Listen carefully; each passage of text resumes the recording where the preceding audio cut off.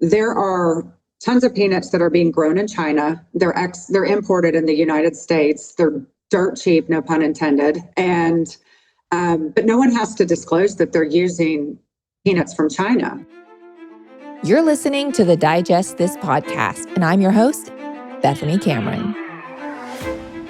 If you love nut butter, peanut butter, and want to know the ins and outs of what goes on behind the scenes of not just a nut butter company, but any food product you see in the grocery store, my friend Jaime Foster, who is the CEO and founder of Georgia Grinders Nut Butter, joins me in today's conversation as we discuss the brutal truth behind what it actually takes to get your product into stores and why it's actually healthier to purchase directly from a company.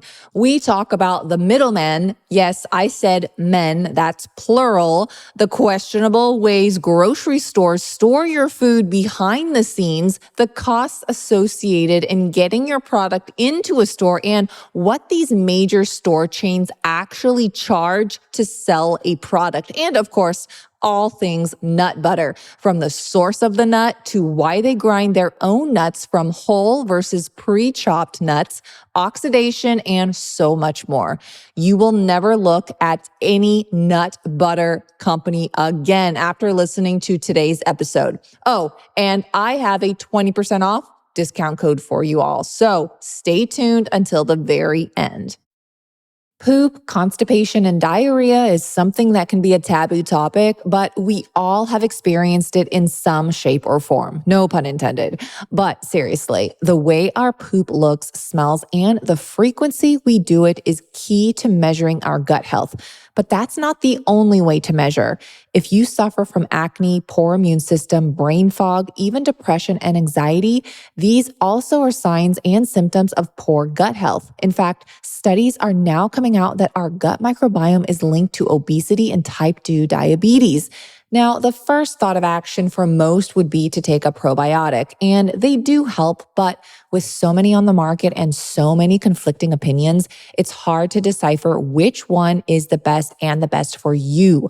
I have always been a proponent of Seed's Daily Symbiotic, which is a soil-based probiotic that doesn't need refrigeration and can survive your 98.6 body temperature. Because if you think about it, if a probiotic needs refrigeration, how will it survive once you swallow it? Seed's DSO1 Symbiotic Capsule is a probiotic and prebiotic all in one, which means there's actually a capsule within a capsule, and the contents are released at different times in different areas of your gut for optimal benefits. Not only has every ingredient in Seed's capsule been scientifically tested individually for their safety, dosage, and benefits, the DSO1 special formulation has been evaluated as a whole. So it's something you can trust that's backed by science. So support your gut, skin, brain, and immunity with Seed's DSO1 Daily Symbiotic. Just go to seed.com/digest and use code 25digest to get 25% off your first month. That's 25% off your first month of Seed's DSO1 Daily Symbiotic at seed.com/digest and use code 25digest. Everyone, and I mean everyone, is buying air fryers, and for good reason. They're faster than an oven, and you can use little to no oil and still achieve the crispiness on your fries and food without the grease. But sadly, most air fryers on the market are full of forever chemicals like PFAS, PFOAs, lead, or even cadmium.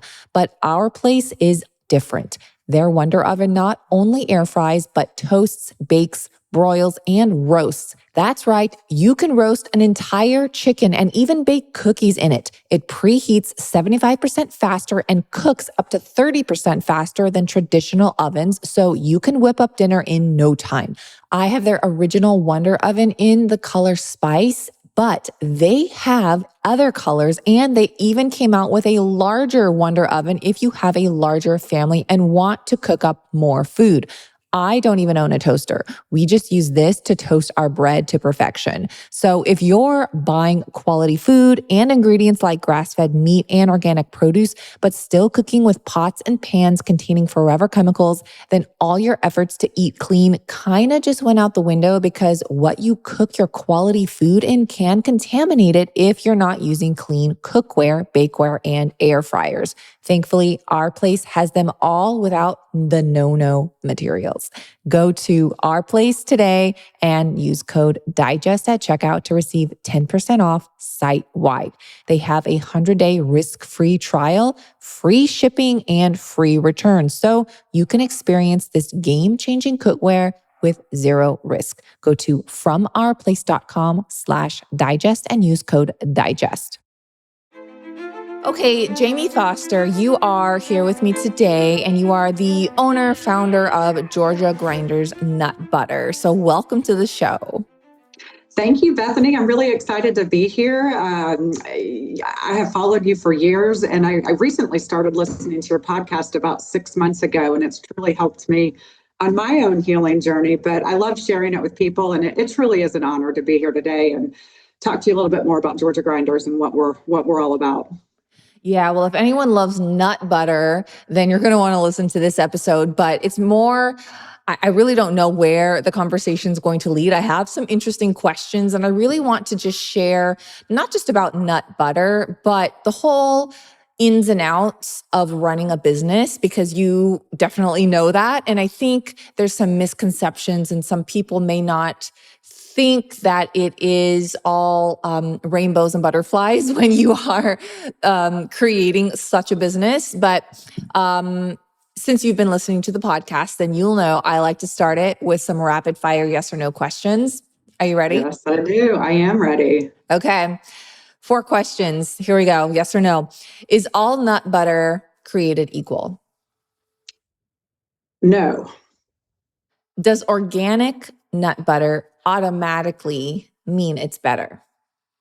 No. How fast? Oh, this is more of a one word answer. How fast do nut butters go rancid after it's ground up? Ooh, that's a loaded question, because there's so many variables that come in pertaining to the nut before it's even ground up. Okay. We'll dive into that one. And then Okay. last question. Do plastic nut butter jars really make a negative impact when it comes to our health? 100% yes. Wow, interesting. Okay. So people already know who you are, but why don't you go ahead and introduce yourself and let everyone know who you are, what you do, and about your business. Yeah, so I'm Jaime Foster, and I am the founder and CEO of Georgia Grinders. We handcraft the world's best nut butters in Atlanta, Georgia. Started this business back in 2012. Basically as an initiative to honor my grandfather, who was predisposed to cardiovascular disease. Basically changed his ways through diet and lifestyle, and his predisposition to cardiovascular disease in the 70s, and ended up living to be 97 years old. But he started making this almond butter. This is what I grew up eating in the 70s and 80s, and he was a true pioneer of his time and innovator of health and wellness. And Georgia Grinders is essentially a tribute to my grandfather. Oh, that's so sweet. So that is really why you created Georgia Grinders, or was there something else, or a person in your life, or a circumstance where you're like, I need to start my own business? Well, there's a lot of layers to that question. So I have an entrepreneurial spirit. So does my husband. We had always looked at starting businesses, buying different businesses. At the end of the day, we kept coming back to food because we both love to cook and entertain. Food is what brings people together. But at the same time, food is medicine. It has the ability to nourish us. It also has the ability to really destroy us. And as we started researching different business opportunities, like I said, we kept coming back to food, but we didn't know exactly what that looked like. Was that a restaurant, a catering company? Somehow we landed on a CPG business, which if I knew what I knew now, I would have never done it this way. Everyone said you've got to have a good story. People like to know the why behind the brand, the why behind your mission.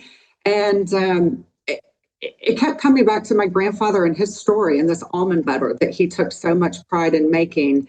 And it was just one 1/100th of the things that he did to change his diet and lifestyle. But in my childlike mind, that's truly what I associate with my grandfather, was this almond butter, and how he changed his life and beat the odds with his cardiovascular disease and went against everything what Western medicine suggested he do. And like I said, he lived to be 97 years old and got to see me turn this into a business. He lived in Scottsdale, Arizona, and actually one year he came up to Anaheim, and my dad brought him into the floors of Expo West so he could see what this is all about. Wow. All right. So, what should consumers know about small businesses that is often not talked about? Running a small business is truly one of the most challenging things that I have ever done and will ever continue doing. It's hard to predict what each day is going to look like. You have to be extremely flexible. You have to wear 25 different hats every day. You've got to learn to pivot in the moment, and it's full of fire drills on the daily. So that's personally challenged me because I like control. I like my ducks in a row, and but it's allowed me to grow personally, professionally, and here we are 13, 14 years later. Yeah. So Well, I want to know the nitty gritty. Like, are you paying more in taxes? Like for me, I have to pay double taxes because I have my own business. Like, are you things that people don't really know that goes on behind the scenes? Like if you want to go into a grocery store, it actually costs so much money and like all that craziness. yeah, I mean, I think there's a lot of layers we can talk about, but I'm happy to dive right on into what it's like being in grocery stores and how that is not always as glorious as it sounds. Just because you're on the shelves at Whole Foods or Kroger doesn't mean you've hit it big and you're making money. If anything, my favorite phrase to use right now is the nut butter is not always worth the grind when working with these larger retailers and especially distributors. Um, Obviously we can't live without the distributors. They get our products onto the shelves, and there's a lot of costs that go into distribution. But ultimately, us small mom and pop brands, it's a challenge. We don't have deep pockets, and just to even get on the shelves at these grocery stores, they ask for free fills, they ask for slotting fees, they ask for your promotional calendar. So before you even get in there, oftentimes you can be investing $250,000 per SKU. Georgia Grinders doesn't have that kind of money to do that. So we are relying truly on grassroots marketing, word of mouth, people trying our product, understanding the story behind us and our dedication to quality, because we can't compete with that. I will say, fortunately, we have never had to pay a slotting fee. Tell listeners what a slotting fee is, what a free fill is, in case they don't know. Yeah, so a slotting fee is essentially, let's say a large grocery store wants to do business with us, and they say, you know what, we'd like to bring 3 of your top selling SKUs on. However, before we take it any further, are you okay with paying $250,000 per SKU to be on the shelf? So now we're looking at $750,000 for those 3 SKUs. Well, the answer is a hard no for us. We don't have that money to invest on the front end. And not to mention, we haven't even sold 1 jar yet at distributor pricing, which is below wholesale pricing. And oh, by the way, now I've got to commit to a promotional calendar and discount my product even more, which the store is still making the exact same amount of money, and so is the distributor. So that's essentially a slotting fee, and what the upfront investment looks like for the actual brand. And then the next question you had asked was, what is a free fill? So many stores require free fills, and what that means is, hey, we're going to bring your product on. Again, let's focus on the same 3 SKUs or top selling ones. But now for each store, I need for you to give us a free case of your product. So let's just, for simple math, there's 1,000 stores of this new chain that we're going to go into. We've now paid $750,000 in slotting fees, which again, we haven't done. And you are going to have to give each store 3 free cases at 1,000 stores. So that's 3,000 free cases. We have an expensive product. It's nut butters, premium quality nut butters. So our cost per case is high. So now we're giving away free product basically so that their staff can enjoy it. Let's just be honest. On top of the slotting fee. Yeah. And this goes for every product you see in a store. It's not just Georgia grinders or it's not just nut butters. It's for everything you buy at the store, which is insane. It's completely insane. And it's only gotten worse. Like I said, we started in 2012. I think we were on the shelves of Whole Foods 2013, 2014. And that was for the Southeast region. And because they were really trying to focus on the local message, support local brands, we got away without having to pay slotting fees and offer free fills, which was a huge blessing. I mean, it was truly the only way that we would have been able to move forward with this. And fortunately, we are still there, but it's definitely prevented us from working with other large chains across the country. And people ask all the time, well, why aren't you in my Whole Foods? Why aren't you in my Sprouts? Well, because I don't have the money on the front end to even put my product there. But there's this great thing called the internet, and we can sell 24 hours over the internet, have a little bit more control over our pricing, offer more sales, and ultimately it is cheaper to the consumer and they're getting a fresher product.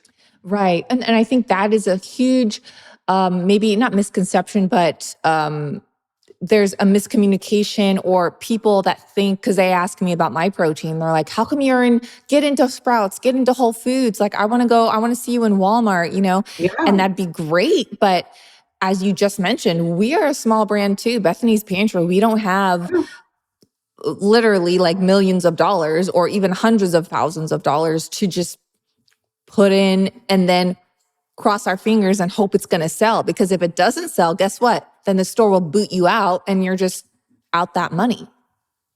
And don't forget to mention, they're going to bill you back for the product that didn't sell, that's now expired, and you're stuck with that too.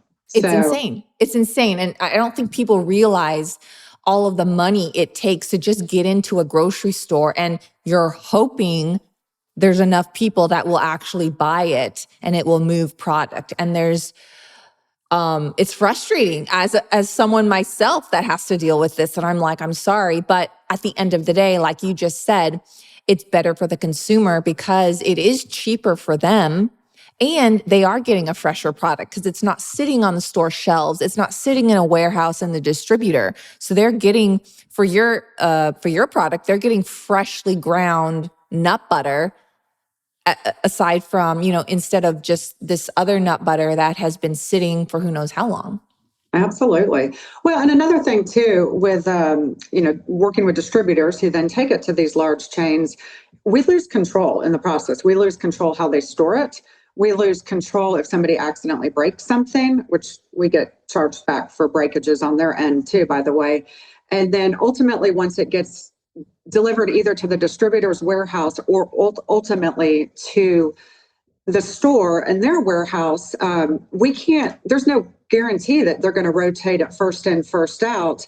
And while they might be placing subsequent orders throughout the year, they might discover that, oh, Johnny forgot to rotate first in, first out back in the warehouse. We just found a pallet of Georgia grinders. Oh, darn, it's expired. But that's okay. We're going to send it back to Georgia grinders and bill them for our mistake. It's stupid. It's tens of thousands of dollars. And so we get these erroneous chargebacks, deductions that don't even make sense. I mean, it's an accounting nightmare, truly. In my mind, it's blatant theft too at the same time. Mm-hmm. So my next question was going to be, why do you only ship direct to consumers and not sold in stores? And I think all of that just answers the question. Yeah, well, we're still in Whole Foods in the Southeast region. We used to be part of Kroger National, but that changed because of all the extra slotting fees and having to do more aggressive promos. And they found other brands that had deep pockets and investor money that could come in and pay for this. So essentially we got booted, but that was at the national level. But primarily at this point, we are in larger grocery stores within the Southeast region. You can also find us Central Market in Texas. But after that, I mean, our strategy has really been to pull out of these larger retailers and focus more on an e-commerce strategy that we have more control over. Mm-hmm. Well, and I think this goes for any kind of food product that you're buying. I think direct to consumer is ultimately the best because you are getting the freshest and the cheapest, and you are also supporting that brand that you hopefully love. And it is the best way to support is to buy direct. And if anything, it's the same price if you were to get it in the store.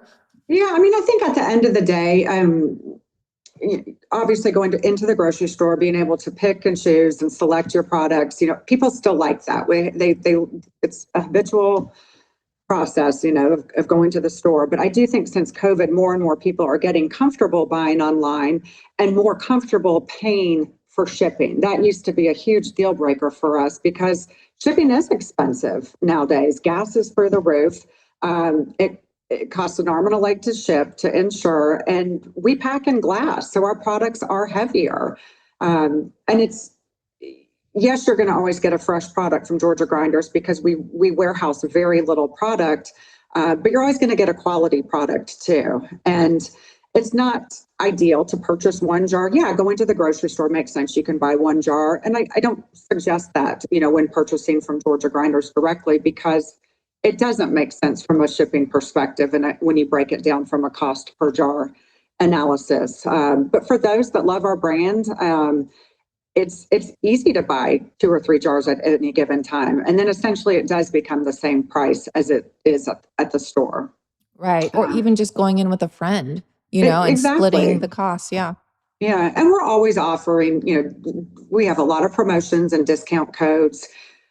For seasonal items, holidays, you name it. So the reality is there's always a sale, right? We can always use a coupon code. And that offsets the shipping in my mind. But all of the money goes back to supporting our brand. We own and operate our manufacturing facility. We don't outsource to co-packers. And it allows us to maintain the highest quality possible. And when you're buying directly from us, whether it's at a local farmer's market or through the internet, again, all the money does come back to us, where we lose the majority of it when working with distributors and at the store level. Mm-hmm. So walk us through the production run. Hold on, side note, in case you don't know, I do have a collaborative product with Georgia Grinders, and it's been over a year now, I believe, that we launched it. Is so delicious. It's amazing. It's the organic toasted coconut butter. It's just one ingredient. And Jamie and I had this idea. I approached Jamie. I was like, look, I don't see this anywhere on the market. There was one other brand that was doing it, but they were adding sugar and fillers and weird ingredients to it. And I was like, why can't we just make it? So I made it in my own kitchen. And I was like, okay, well, I obviously cannot mass produce this. So I went to Jamie.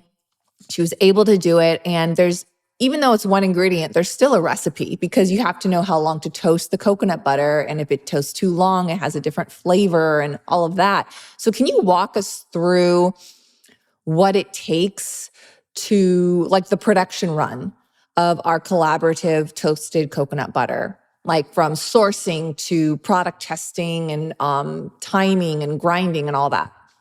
Yeah. So, with your product, the organic toasted coconut butter, and just like any of our nut butters, we are meticulous when it comes to sourcing. So, not all coconut is created equal, nor are all of the nuts that we source. And so identifying a reputable grower, processor, and then ultimately the purchasing source is a challenge in itself. We make sure that they have all the certifications, that they do all the lab testing on their end, so that when the raw materials come into Georgia Grinders, they have been tested for pathogens like Salmonella, E. coli, aflatoxins. And then, the size of the nut, or in this case, the toasted coconut, makes a huge difference, right? We're going to slowly toast it. And if you have a piece that's way too small or way too large, the actual toasting time is completely different in the temperature. So there is an art to size, also moisture content. All of that will be affected in the actual toasting process. And for the most part, we know what we're looking for now when we start doing R&D with a new product. But once we've got it down pat with a certain SKU, it's pretty quick and easy. We can eyeball it. We know exactly what we're looking for. But in the R&D production, there are a few wasted batches, because a minute here on too long or too short makes a huge difference in the overall flavor profile, moisture content, and the color. And I know color was very important to you. So then once you nail the roasting process, it goes into the grinding process. And that's another conundrum too, because yes, when you're working with metal equipment, it does conduct heat, and heat then can change the protein, the denature of the proteins if too hot. So we have to make sure that our machinery remains at a certain temperature. And all of that has to do with the plates and the grinding, how everything's conducting with each other, and ultimately how the end product comes out. And then lastly, of course, everything's filled. We hand fill each and every single jar by hand through a piston filler. But over time too, the piston filler can generate heat, and we want to avoid that because that will ultimately denature the proteins too, and change the overall texture and consistency. So there's definitely a lot of strategy that goes into it, so that you can produce the same product over and over and over. Mm-hmm. And then you also, of course, you want to achieve the right texture. I know the first batch, I think it was a little bit more rough, and then we kind of refined it, and now it's a little bit more smooth.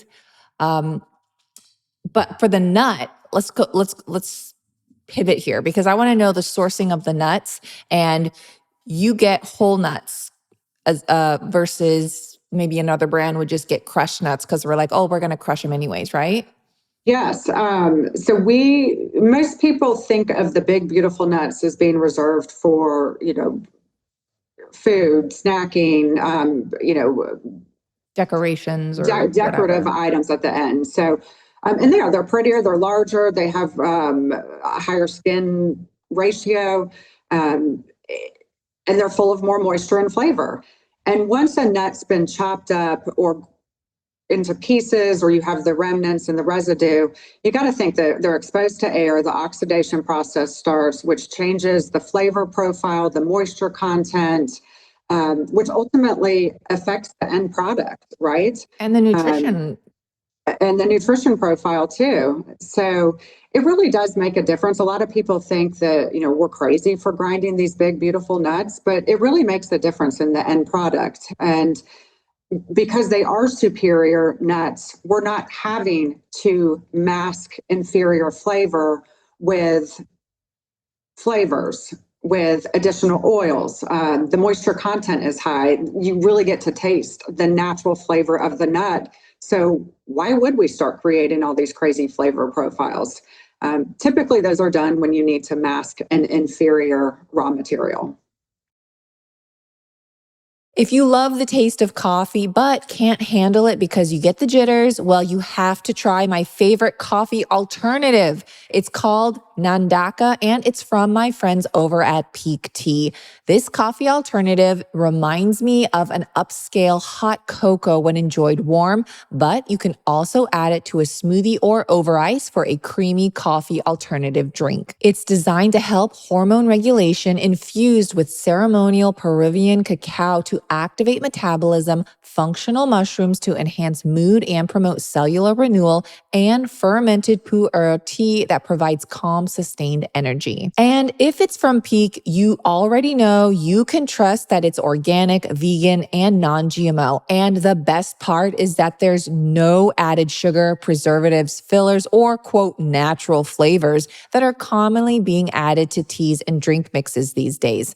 Peak Tea has been my go-to for years for all things tea and drink mixes because they don't add any nasties or questionable ingredients. Plus, they triple toxin screen all their teas for purity, ensuring no mold, pesticides, heavy metals, or harmful chemicals are in their products. So whether you drink coffee or not, I really think you'll be obsessed like I am with their Nandaka coffee alternative, hot or over ice. And you guys know I got a deal for you as well. Just go to peaklife.com/digest. That's PIQUELIFE.com/digest to get 20% off for life plus a free starter kit. I highly suggest getting their Nandaka and their digestion elixir tea. Their matcha powder is also fantastic. Yeah, I almost laugh when I see all these like quote high-end nut butter brands and they are creating like birthday cake flavor and like all this like caramel latte nut butter. And I'm like, okay, well, you're adding all of these flavoring agents. Most likely you're adding additional oil. And like, what does the nut look like prior? You're probably getting, I don't know what, but to start with. And I think it's amazing that despite, the true flavor that you could get, companies are opting to go the, I don't want to say, I guess, less expensive route, which probably is why they can perhaps afford to go into grocery stores. If you are starting with an inferior product, you're saving money. That way you can go into grocery stores. That's my whole thought process.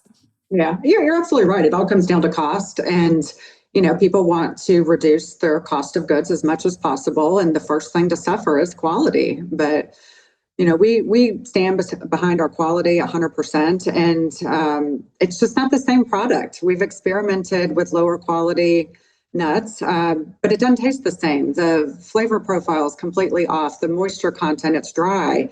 And, you'll see we have one or two ingredients in the majority of our products, and that is the nut and a touch of sea salt.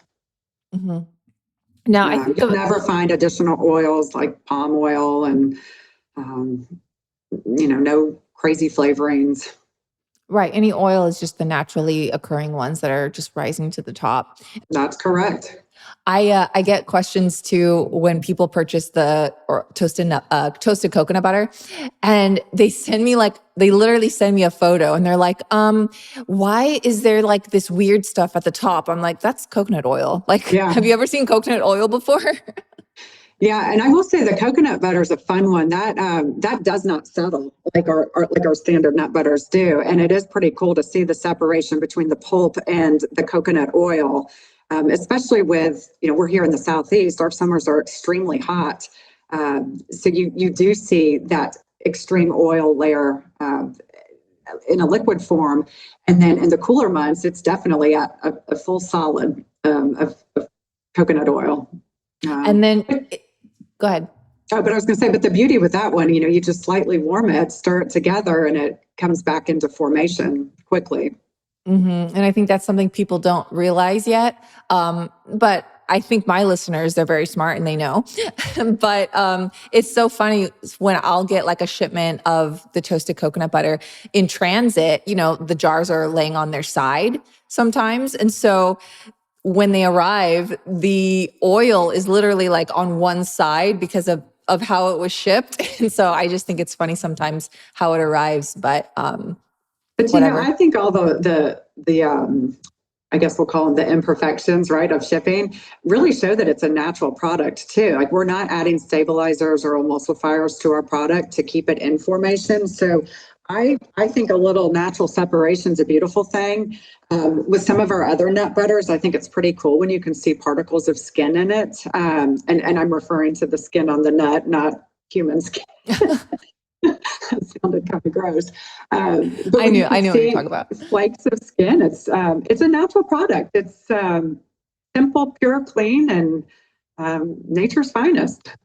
Yeah. Well, some of your other flavors, I think the most extreme would be like you have a maple almond, right? We do. So, and we use it's an almond butter, sea salt, and then we add a touch of dehydrated maple syrup. So it's just simple, it's clean, it's a super potent form of maple syrup without maltodextrin. It's super clean and just packs a punch with flavor. So minimal. I think there's one additional sugar gram in the maple as there is the original. Yeah, and that's what I love too. It's not like an overpoweringly sweet thing, but there is a touch and it's so good. Now we're coming up on the holiday season. And what do you typically bring out during this time? So I struggle with this one because it does kind of go against the grain of what Georgia Grinders is all about, is simple, clean nut butters. But we get requests for different fun flavor profiles all of the time, and we're going to find a better for you version and a better way to do that flavor profile from a health perspective. So every year we launch a chocolate bourbon pecan for the holiday season. It's based on a chocolate bourbon pecan pie that I used to make, and I turned it into a healthy version of a Georgia Grinders nut butter. So that's always extremely popular that we launch for the holiday season. And then we do have a new product coming out just in time for the holiday season. What? I didn't even know. This is a huge surprise to me. Oh my gosh. It is. And we have not announced this yet, but we've listened. We like to factor in feedback from all of our customers. And we are going to be launching an organic blanched creamy almond butter. And while I know that doesn't sound like much, but the majority, Georgia Grinders is known for our crunchy texture, but we do get a lot of requests to make a creamy almond butter. And people don't know this, but we do special orders all of the time for customers. We have these big 64-ounce tubs, and I have customers all over the country where we might make them a salt-free creamy almond butter, or they want a salt-free maple caramel. So anyway, bottom line is we're doing custom orders all of the time, but I've noticed a trend more and more for people requesting creamy almond butters because they do have GI issues, some diverticulitis, just to name one specifically of a customer I'm thinking about.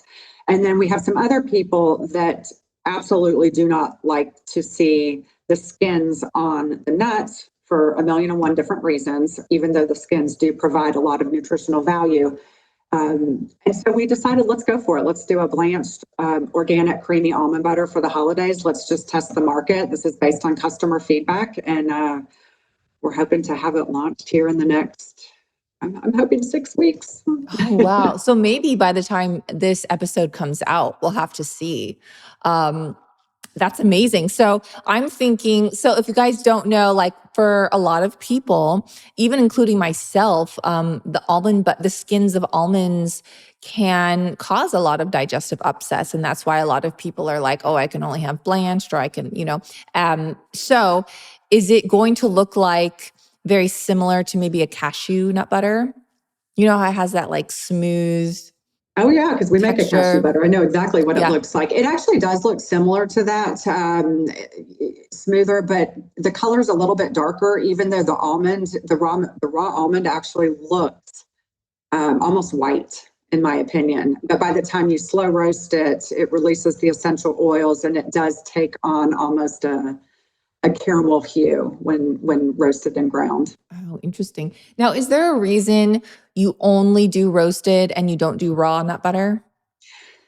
Yes.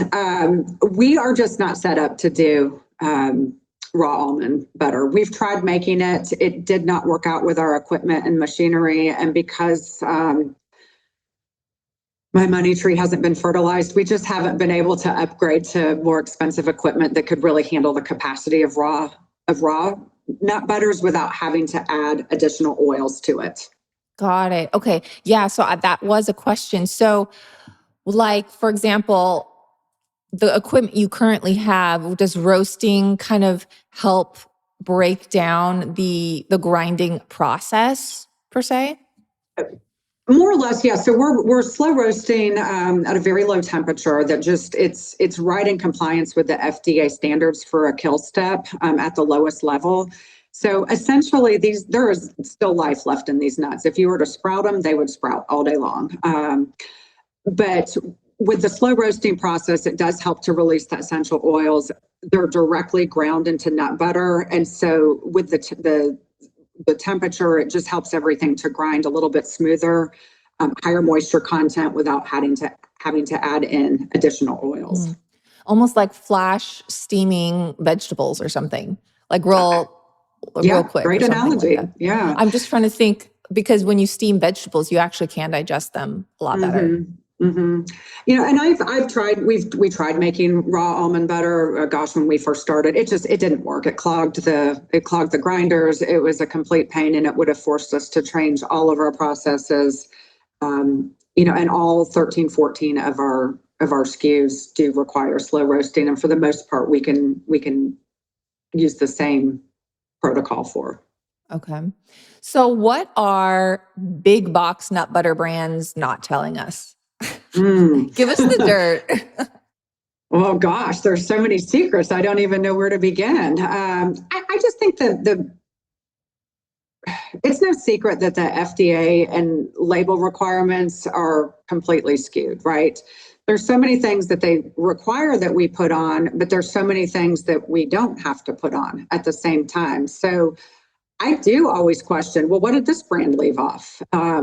Why are they making this statement, but it's contradicting what in reality they're doing on a day-to-day? So just the greenwashing on labels is a huge concern and very misleading. And again, it goes back to know the people behind your brand, be able to reach out to them directly, get a live human being that's answering you, addressing your questions and concerns so you can feel confident eating that product. Ingredients, I mean, that's a wow. They could say, for example, let's just use peanuts, right? Peanuts, Georgia is the number one peanut producing state in the United States.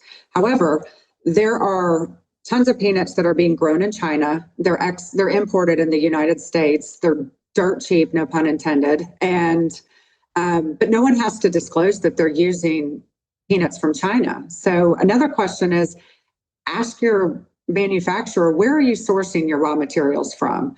What countries? What's the scrutiny that you guys undergo to source your raw materials? Because you don't have to label any of that on the actual jars. Peanuts are peanuts according to a jar label, but there's a lot more that goes into it. And that's true with all nuts and really any ingredient out there. Yeah, well, and I think too, like you just said, the source and then how it's grown, obviously, like glyphosate, like all your stuff is organic, which is great. But I think that just knowing the source, how it's grown, even the water that it's being given and the dirt that it's being grown in, all of that does have an effect, whether you can taste it or not. It has a health effect. And yeah, I think that, you hit the nail on the head. Just it starts with sourcing. And I think it's interesting too regarding testing, because you guys test for mycotoxins and things like that, right? We sure do. We take it a step further. Like I said, when we're sourcing our raw materials, all of them come with a certificate of analysis. So we know the levels of Salmonella, E. coli, aflatoxins, if any, before they come into our facility. Once we roast them and grind them, we do post testing after it's been made in nut butter, and then we do random testing too. So that's non-negotiable at Georgia Grinders, right? We want to test, so you don't have to guess. But the reality is the majority of consumers don't even know to ask these questions if the suppliers and the manufacturers are testing. The standards and that set forth by the FDA are much higher than I would prefer to see in my foods, but not at Georgia Grinders. Now, is it required for nut butter specifically to test the product? Like for other nut butter companies, are they actually testing, or is there like even a requirement they don't have to? I can't speak for everyone and everyone's Department of Agricultural regulations and FDA, but there should be ongoing testing, yes. Okay. But is there any regulation around that? That on the front end. So for example, let's just talk about almonds, right? Because that's the product that we started with. Back in 2007, I believe, it was mandated that all almonds must go through some form of pasteurization process, right? Because of a huge E. coli outbreak. And nowadays, when we're buying almonds, you can still buy raw almonds, but consumers don't realize that those almonds still have undergone some form of heat treatment or fumigation to even be considered raw. It's an initial kill step. And again, I can't speak for everyone, but yes, I mean, you would assume that most reputable suppliers are testing for salmonella, E. coli, aflatoxins. I do think that within the United States, we do have much more rigorous standards than what's coming in from China per se, and the nuts coming in from China. But there really isn't a specific standard across the board. It's constantly changing. It's constantly being amended.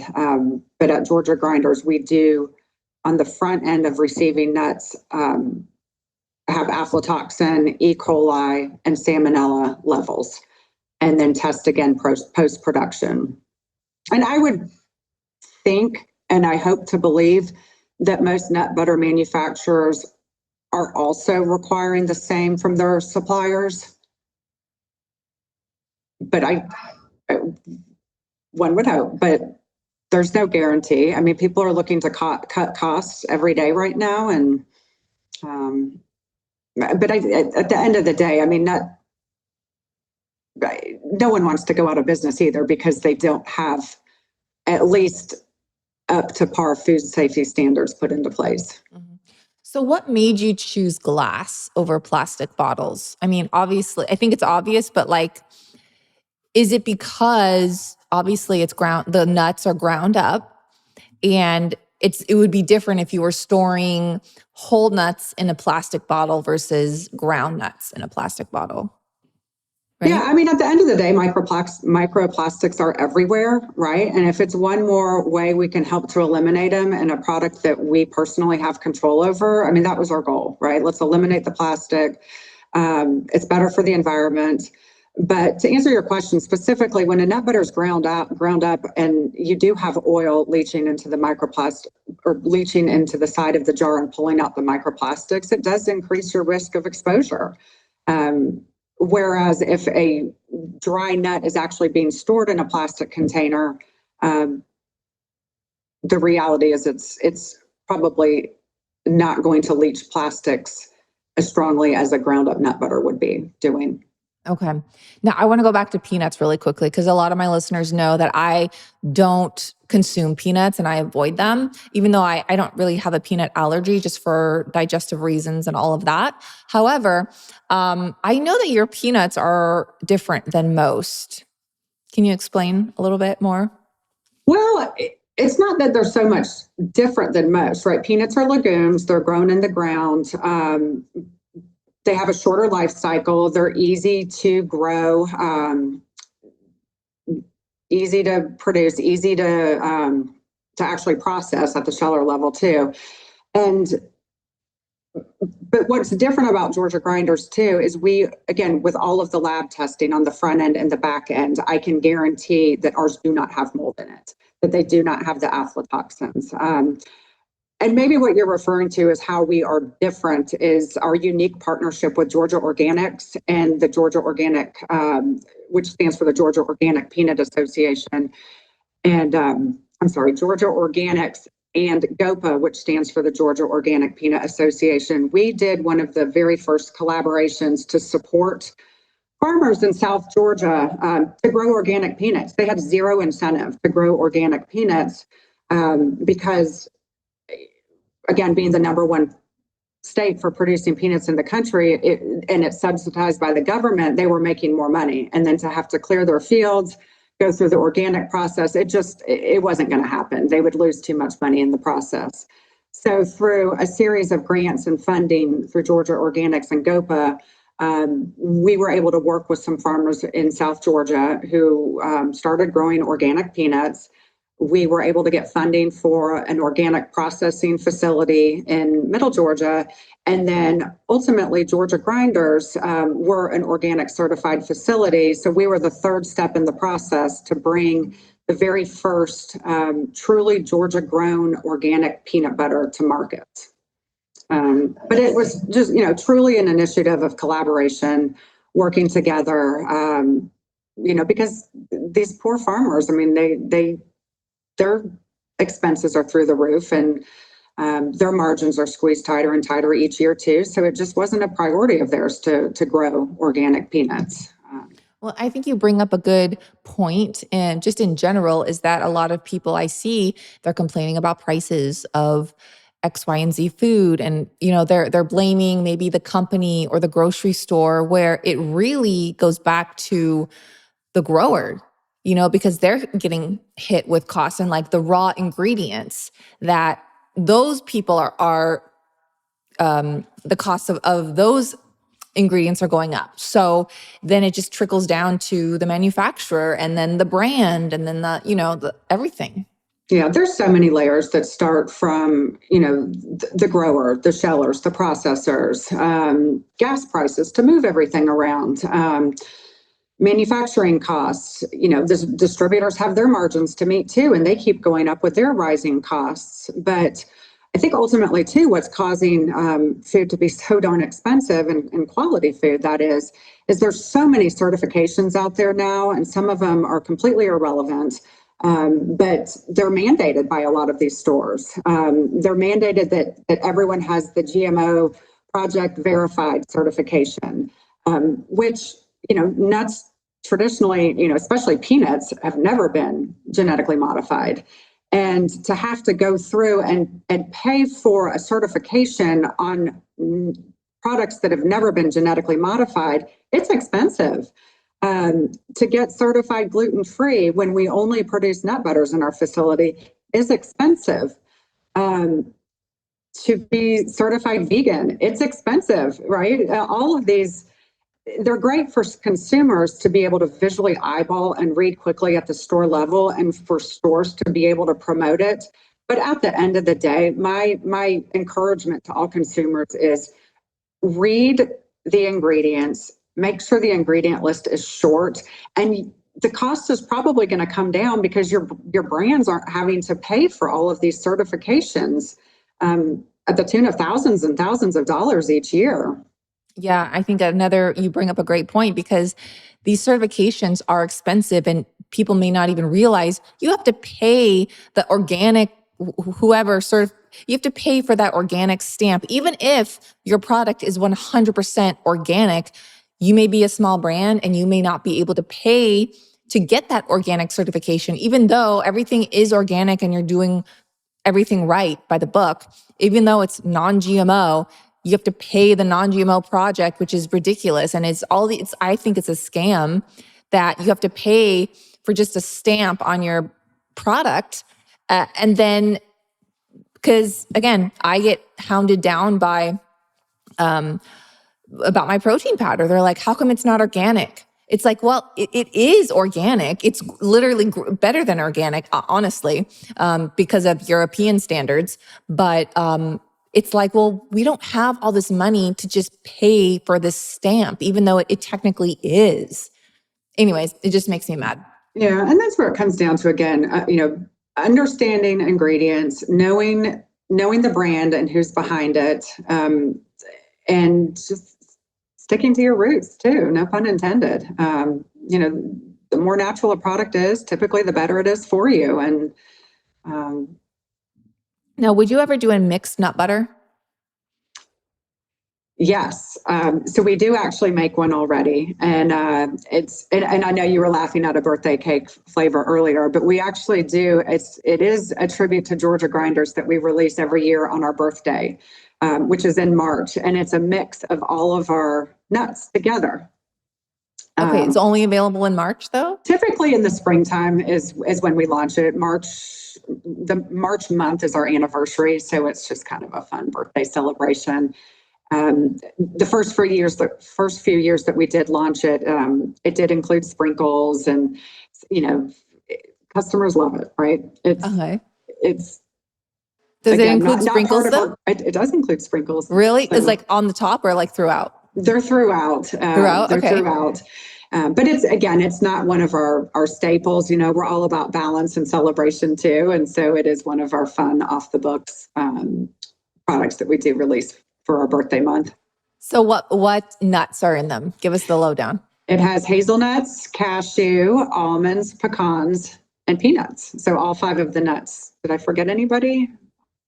It doesn't have coconut. The toasted coconut butter. We'll have to reformulate it. But no, that's one we do. But I would like to launch one that is mainstream with our product line and have it be on brand with Georgia Grinders, where it's basically just the nuts and a touch of sea salt. And again, like everything else, it's just it's expensive to launch a new product, as you know. And for sure. What about, would you ever do a pistachio? Because everyone is, pistachios like the whole thing. I'm sure you've gotten requests for that because of the whole Dubai thing. The number of emails that I get for a pistachio butter, and I love pistachio butter, so I am not going to say no to that. Pistachios are fairly expensive right now, but the demand is there. It's an easy product for us to launch, so stay tuned. Okay. Well, stay tuned, you guys, because I have seen pistachio butter, obviously, on the market, but they're full of like sugar. They're full of like all this crap, and I'm sure they're adding sugar because they want to like meet the Dubai chocolate bar, thing. But really, if you really want a pure nut butter, I'm like, dang, like where can we just get some pure pistachio butter without all the junk? So we have made it before. We've done a lot of R&D with it. And again, I personally love it. It just doesn't present well in a jar. So I can only imagine what it's going to look like on a shelf. But again, I think people are so comfortable with pistachios right now, and the Dubai chocolates put them back on the map. So maybe people will be more forgiving of the color of it. But what's the color? It's not the bright, pretty green that most people think of. It's okay. Definitely more of a kind of a greenish, brownish, yellowish. Like a forest green almost, or even... Because this is an interesting thing, because if you do see bright green pistachio butter, like that should tell you something. Like, why is it super bright green if naturally it's not supposed to be like that? Yeah, I mean, if you look at a pistachio nut, it does have shades of green and yellow and brown in it, but somehow when it's all ground up, it is definitely not aesthetically pleasing. Interesting. Well, if you've ever had pistachios, you know how there's like almost purple on the skin part? There's like a little purple dot or something like that. Maybe we try a pistachio coconut blend. Ooh, there you go. I wonder what the color would look like. I know. That's why I'm curious. Or you could do like a limited launch, and it could be around like holiday or like Halloween, like pistachio, like I don't know, a Shrek theme or something like that. But again, I love it. The demand's there, I think, right? Because you can't turn anywhere and not see a new version of Dubai chocolate something. We just wouldn't include the chocolate because we like our customers to be able to choose what they're going to pair it with. I think that's the beauty of it. Less is more. And if you want to add more to it, you have that option. You can always add more. You can never take it out, right? No. Even in a recipe, you can always add more sugar. You can never take it out. Absolutely. And you know what? At the end of the day, everyone wants something different. So you can't please everybody. And I'd rather just keep it simple. Life's complicated enough, and let the customer choose what they want to pair it with. Okay. Now, what's the deal with Justin's nut butter? I think they were big for a while, but didn't they get bought out by Oh, yeah. They were bought out by Hormel. Hormel? Yeah. If I'm not mistaken, for maybe 280 million or something like this. And this was, gosh, 5 years ago, 6 years ago. I lose track of time. It's some ridiculous amount of money. But, at the end of the day, Justin's was a branding genius. He was basically the first to get an almond butter to the market, had a great following. And, it's not for me because I choose products without palm oil. But there's a lot of people that love it. But I feel like they used to be like somewhat like had better ingredients, but then after they got bought out, I don't know, or maybe I just wasn't paying attention 5-6 years ago to their nut butters. But I feel like maybe some things have degraded. Don't quote me on that, but it's just sad to see. Yeah, I mean, I wouldn't be surprised. I mean, again, knowing what it takes to run a nut butter company and looking at your raw materials, and the price of nuts are always fluctuating.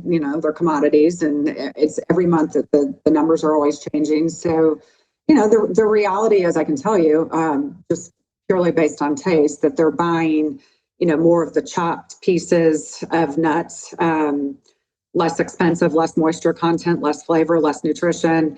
And when you grind them, you do have to add oil in them, hence the palm oil. And then they're adding a little bit of flavoring to it to mask the rancicity. Mm-hmm. I mean, is that horrible to say, the rancicity? No, but I mean, I remember when we first started and trying it, and I was like, this tastes terribly rancid. And, some people are like, yeah, I can't tell. But once you've had good nut butter and subpar, you can taste the difference. It's also, I always find this fascinating too, when people go into a health food store or some of the larger grocery stores where you can grind your own nut butters, and you've got those big hoppers of nuts. And they're all the little tiny pieces, the little chips, and they've just been sitting, no telling how long they've been sitting in a warehouse before they've been put into the hopper. But people have this perception that they're grinding their nut butter fresh, which they are, but they're not factoring in the freshness of the raw materials that they're starting with. Of the nut. Yeah. Yes. Yeah. Interesting. And so it makes a huge difference. And again, yes, you are grinding your nut butter fresh right in front of you, but those nuts, I promise you, are not fresh. Oh, that's disgusting. Okay. And another thing too is, the storage, it's quality nuts are stored differently. It's also why there's a price difference too. And if something hasn't been stored properly and the flavor's off, it loses value too. So the storage is a huge piece of sourcing too. Yeah, I think that with any food product, I was in the grocery store and they had like a pallet out of, I think it was like milk or something, and it was just sitting there. And I was like, are you going to put that in the fridge? Or like thinking to myself, how many times, and that was open for the public to see, like how many things in the back are just not stored properly. 100%, which again, I'm not knocking grocery stores because we all have to find it. I don't know anyone that does not go into a physical grocery store, whether it's large or small. But you do need to question, what's going on there, and storage and safe handling practices. And at the end of the day, this is why everyone's insurance is so high too. Mm-hmm, mm-hmm. Yeah. I can speak for my brand, but I have to take an account for what's happening at the store level. There's so much money that goes in to a business that people just don't realize. And they blame the brand for so many things that are just out of their control, unfortunately. Mm-hmm. It is truly a shame. And, that in my opinion is why it's harder for these smaller brands that are focused on a mission to provide better for you products to survive, because we don't have all the preservatives and junk that can handle mishandling. Yeah, you don't want to have a 5-year shelf life No. of your nut butter. No. All right, Jaime, how can we best support you? Oh, that's a loaded question. I think at the end of the day, it's awareness, and I'm super grateful that you invited me to be on your podcast today to share our story. And it's just spreading the word about small brands, their missions, the dedication, and the great lengths they go to, to maintain the premium quality products that we all deserve to have. It's just sharing more information about mislabeling of products and how other brands are, whether they're intentionally or not, misleading consumers. And for so many, it is about the bottom line and how can they get away with reducing quality while still maintaining profits. It's real. It's a problem. All right. Well, go support Jaime. Go check out our collaborative toasted organic coconut butter, which I think tastes like butterscotch, kind of in a way. It's toasted. It's not like the white that you would normally see. It is so good. It's one ingredient, no sugar. And then check out her other nut butters as well, georgiagrinders.com. Go to her Instagram and try the flavors. Buy the whole line, buy an array, and just it's the giving season. I know you guys have a gift box too, if you want to present it as a gift for someone, which is great. Yeah, nut butters make great gifts, right? Especially for all the foodies. Well, exactly. And it's not just, they're so versatile too. Even if you don't love to eat them plain, you can add them to smoothies. You can make Asian inspired sauces. You can bake with them. I mean, the sky's the limit on opportunities. I guarantee you, gifting somebody nut butters, somebody in that household's going to find a glorious way to use them. I'll tell you, some of the best gifts I have received are food, like food, supplements, like consumables. I'm overjoyed when I get that. So anyways, thank you, Jaime, for just coming on, sharing your story, sharing about your company and brand, and just being open and transparent. I really appreciate your integrity. Well, I, again, can't thank you enough for choosing to share our story. And, I would encourage you to share your discount code too for Georgia Grinders so your listeners can save 20%. I think that coupon code is Lil Sipper 20, or is it just Lil Sipper? We're going to have to check. We'll double check what the code is and we'll put it in today's show notes so that you guys can go to today's show notes and you can find it with one easy tap. I'll put the link there too. Thanks for listening to this episode of Digest This. If you enjoyed this episode, please leave a review in your podcast app to let us know. If you're ever wondering how you can support me and this podcast, sharing it with your friends and family is the best way. This is a Wellness Loud production produced by Drake Peterson and edited by Mike Fry. To check out more shows by my team, go to wellnessloud.com, and to email the show, message us at digestthispod@gmail.com. See you next time. The content of this show is for educational and informational purposes only. It is not a substitute for individual medical and mental health advice and does not constitute a provider-patient relationship. As always, talk to your doctor or health team first. Are you ready to rock middle age? I'm Dr. Tina Moore, Gen X truth teller and holistic physician. On the Dr. Tina Show, one of Apple Podcast's top alternative health shows, I share what actually works for metabolic health, hormones, and strength, backed by decades of clinical results, not trends. From loving the gym and hitting your protein goals to peptides and microdosing GLP-1s, it's all done the right way, not the hype way. Because menopause doesn't have to suck if you're fit. New episodes every Thursday, produced by Drake Peterson and Wellness Loud.